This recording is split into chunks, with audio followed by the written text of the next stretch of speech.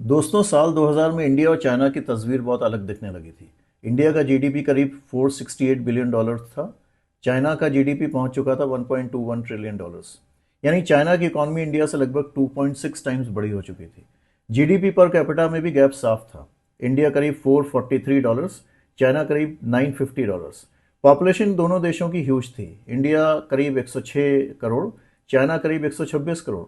लेकिन असली डिफरेंस सिर्फ साइज का नहीं था, डिफरेंस था इकॉनमी किस डायरेक्शन में जा रही थी। 1990 से 2000 के बीच इंडिया के अर्बन पॉपुलेशन शेयर करीब 26 से 28% हुई। चाइना में वही नंबर 26 से 36% तक चला गया।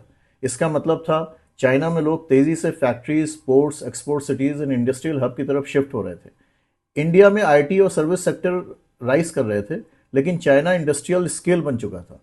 बाई 2000 गैप बन नहीं रहा था, गैप बन चुका था। अब आया सबसे बड़ा turning point. 11 December 2001 China join the WTO.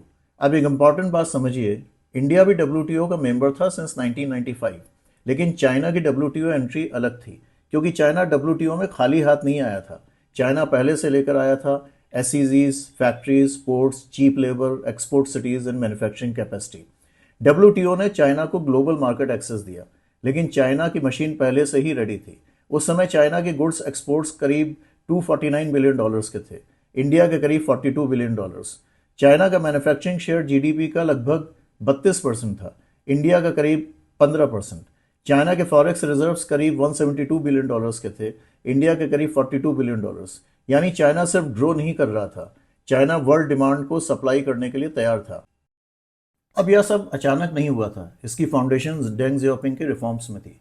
1980 में चाइना ने एसईजीज लॉन्च करे, 1984 में कोस्टल ओपनिंग बढ़ाई, 1992 में डेंग की सदर्न टूर ने रिफॉर्म्स को फिर से स्पीड दी।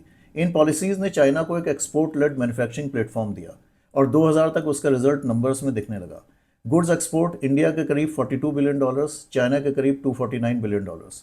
मैन्युफैक्चरिंग वैल्यू एडेड इंडिया का करीब 70 बिलियन डॉलर्स, चाइना का करीब 388 बिलियन डॉलर्स।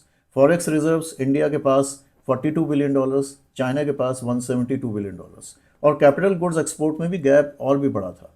इंडिया करीब 2.7 बिलियन डॉलर्स, चाइना करीब 68.8 बिलियन डॉलर्स। यानी चाइना सिर्फ टेक्सटाइल या चीप गुड्स एक्सपोर्ट नहीं कर रहा था, वह मशीनरी, इलेक्ट्रॉनिक्स और इंडस्ट्रियल गुड्स में भी स्केल बना रहा था। India found software, China captured scale. India दुनिया से कनेक्टेड हुआ कोड के थ्रू, चाइना दुनिया से कनेक्टेड हुआ कंटेनर्स के थ्रू। और यहीं से इंडिया चाइना डाइवर्जेंस टेम्परेरी नहीं रही, वह सिस्टम के अंदर बिल्ड हो गई। अगले चैप्टर में देखेंगे 2000 के बाद यह गैप और कितना बड़ा हुआ।